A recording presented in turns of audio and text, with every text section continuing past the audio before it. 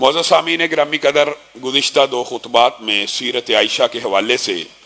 امی عائشہ کی سیرت کے چند پہلوؤں کو آپ کے سامنے رکھ رہے ہیں۔ کوشش کریں گے کہ آج اس بات کو وائنڈ اپ کیا جائے اگر اللہ نے توفیق دی، ورنہ ایک آدھ خطبہ مزید اس حوالے سے آپ کے سامنے امی عائشہ کی سیرت کے حوالے سے رکھیں گے۔ حضرت عائشہ کے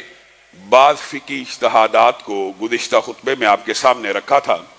انہی میں سے چند ایک کو بیان کر کے اپنی بات کو آگے بڑھائیں گے۔ حضرت عائشہ نے جس طرح سنت رسول اور حدیث کی اہمیت کا درس صحابہ کو دیا، اسی طرح جب بھی کوئی صحابی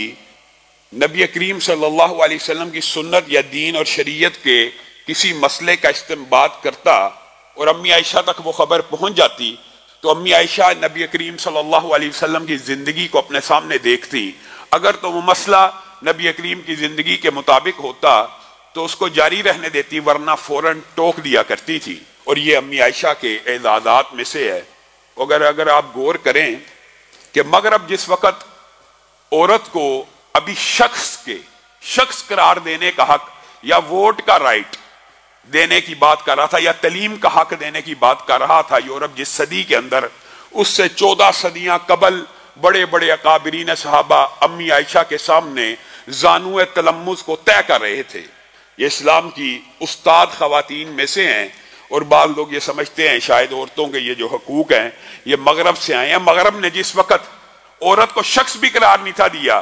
یہ ابھی آپ کی ہوش کی، آپ کے بزرگ ان باتوں کو جانتے ہیں کہ کب امریکہ کے اندر عورت کو شخص قرار دیا گیا، کب اس کو ووٹ ڈالنے کا حق دیا گیا وغیرہ۔ تو امی عائشہ صدیوں پہلے صحابہ کی رہنمائی بھی کر رہی ہیں، دین کی دائیاں بھی ہیں، بہت بڑی فقیہ بھی ہے۔ عبداللہ ابن عمر نے ایک فتویٰ دے دیا کہ جو کوئی اپنی عورت کو بوسہ کرتا ہے اس کو چاہیے کہ وضو کرے۔ امی عائشہ تک یہ خبر پہنچ گئی تو انہوں نے کہا نبی کریم صلی اللہ علیہ وسلم اپنی ازواج کو چوم لیا کرتے تھے، بوسہ دے دیا کرتے تھے، اور اس کے بعد وضو نہیں تھے کیا کرتے۔ گویا امی عائشہ مردوں میں جو مسئلے بیان ہو رہے ہوتے تھے ان کے اوپر بھی حدیث رسول کے مطابق ٹوک دیا کرتی تھی۔ ابو ہریرہ نے ایک مرتبہ فتویٰ یہ دے دیا کہ کوئی بندہ روزوں میں رمضان میں یا روزہ رکھنا چاہتا ہے اور اس دن وہ صبح کے وقت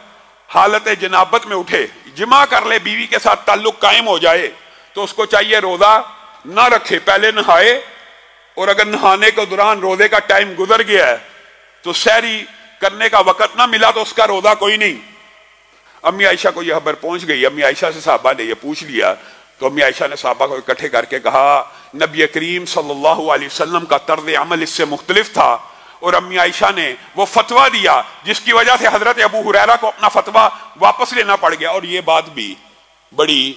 عجیب ہے، ہمارے معاشرے میں اگر کوئی بندہ فتویٰ دے دیتا ہے پھر اس سے رجوع نہیں کرتا،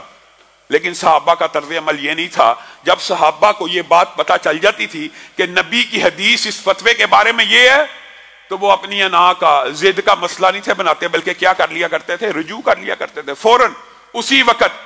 امی عائشہ نے کہا اگر کوئی حالت جنابت میں صبح کرتا ہے اور اس کو یہ خوف اور ڈر ہے کہ روزے کا وقت گزر جائے گا تو غسل سے پہلے کھانا کھا لے، سحری کر لے، اور اس کے بعد غسل کر کے نماز کو ادا کرے، اس کا روزہ ہو جائے گا۔ تو ابو ہریرہ کو یہ فتویٰ واپس لینا پڑ گیا اور امی عائشہ نے اس کی تصحیح کر دی۔ اس طرح کے متعدد واقعات ہیں۔ ایک مرتبہ حضرت ابو درداء نے بھی ایک بات کہہ دی تھی کہ رات کو جس کا وتر رہ جائے تو وہ صبح اٹھ جائے تو پھر وتر کو نہ دہرائے۔ امی عائشہ کو خبر ملی اور کہا رسول اللہ صلی اللہ علیہ وسلم کا وتر ایک مرتبہ رہ گیا تھا اور رسول اللہ صلی اللہ علیہ وسلم نے صبح اٹھ کے دہرایا تھا۔ اس کا مطلب یہ ہے، یہ تو ایک بات ضمنی طور پہ آئی ہے، یہ بات بھی سمجھ لیجئے، سنت کسی بندے کا معمول ہے پڑھنا، ایک بندہ ہر روز ایک سنت پڑھتا ہے، کسی دن وہ چھوٹ جائے تو اس کی قضا دینا یہ بھی سنت سے ثابت ہے۔ جو سنت کی قضا سنت ہے، نفل کی قضا نفل ہے، اور فرض کی قضا فرض ہے۔ یہ عام فہم بات ہے، کسی نے فرض چھوڑ دیا ہے تو اب اس کے اوپر فرض ہے کہ اس کی قضا ادا کرے۔ کہ کوئی سنت کا عادی ہے، سنت چھوڑ دیتا ہے تو اس کی سنت چھوٹی بھی کو ادا کرتا ہے، تو یہ سنت ایسی طرح وتر کے حوالے سے بھی، یعنی یہ عام فہم سی بات ہے کہ فرض کی قضا فرض ہے، سنت کی قضا بھی سنت ہے، اور نفل کی قضا بھی نفل ہی ہے، کوئی سٹیٹس میں فرق نہیں پڑتا۔ یہ امی عائشہ کے مختلف اجتہادات ہیں، کبھی موقع آیا اس کے اوپر مزید تفصیل سے فقاہت اسلامیہ کے ابواب کئی مرتبہ دروس میں آتے ہیں، اس حوالے سے اپنی گزارشات کو رکھیں گے۔ امی عائشہ امت کے لیے بھی باعث برکت ثابت ہوئی